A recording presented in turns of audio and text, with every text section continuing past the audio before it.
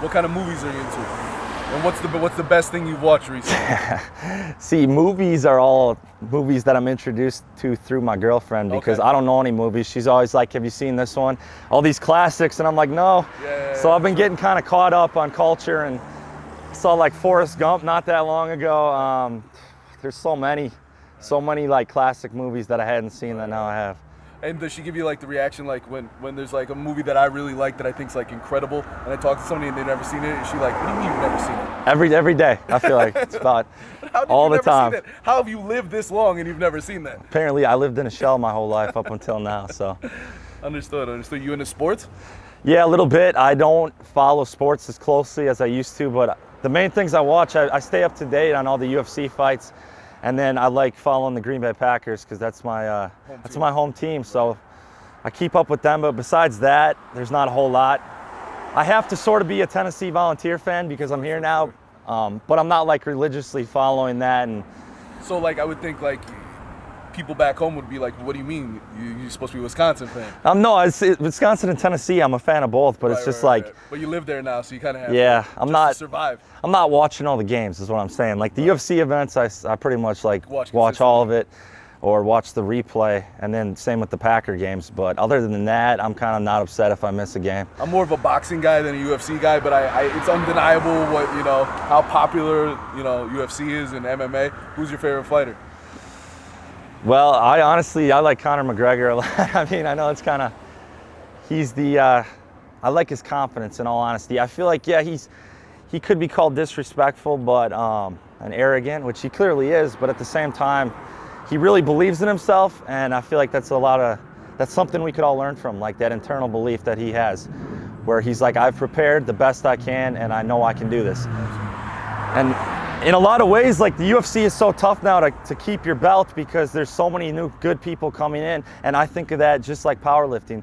Powerlifting is 10 times as competitive as it was 2-3 years ago. It's incredible. It keeps growing. There's names coming out of the woodwork left and right.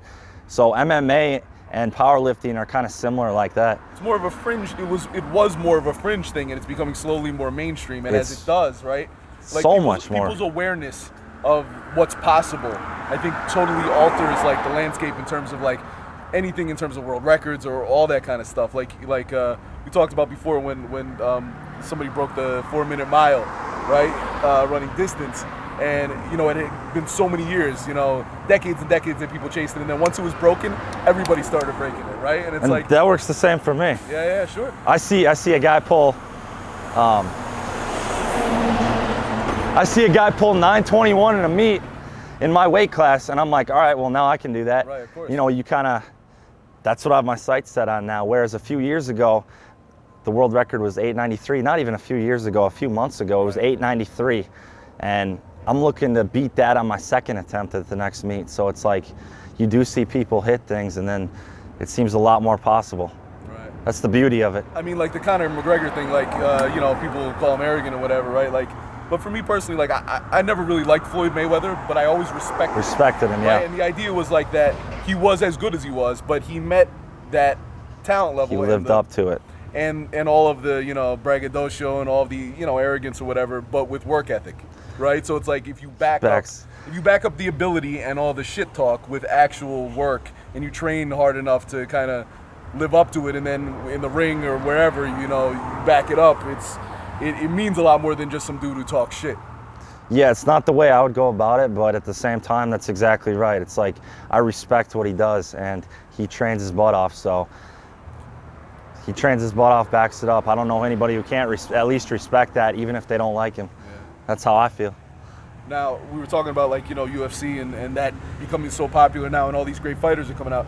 Have you noticed the same thing with powerlifting? Like, I for example, like I just remember back in the day how you go to a gym and there'd only be like one dude, two dudes who could, deadlift 500-600 regularly or could bench 4 plates. Like that was a big deal. Yeah. Now it seems like every kid on the internet, right? Yeah. can bench 4 plates, can, move like these legitimate weights that at one point it was a big deal. It was something that you saw rarely. It's like all of a sudden expectations are raised, and I think with stuff like YouTube and whatnot, awareness is raised for like just what's possible and what other guys are doing, and the world's gotten smaller because of it. People's expectations have been raised for what they can personally do. Yeah, and I think it's a good thing that it's grown like this and it is more competitive. It makes it more fun to see huge records broken year after year.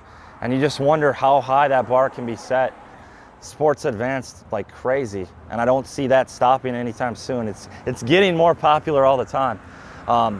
You know, maybe someday it will be at the level of bodybuilding. I don't really know, but that's kind of the goal. I think that'd be awesome. There's like freaks out there coming out of the woodworks. There's somebody lifting in their parents' basement That we don't even know about right now. And yeah, I mean, kind of you don't. exciting though, right? It's kind of exciting. It's cool to think. Right? You know, that's how it all starts. They're off the grid the way you once were. Yeah.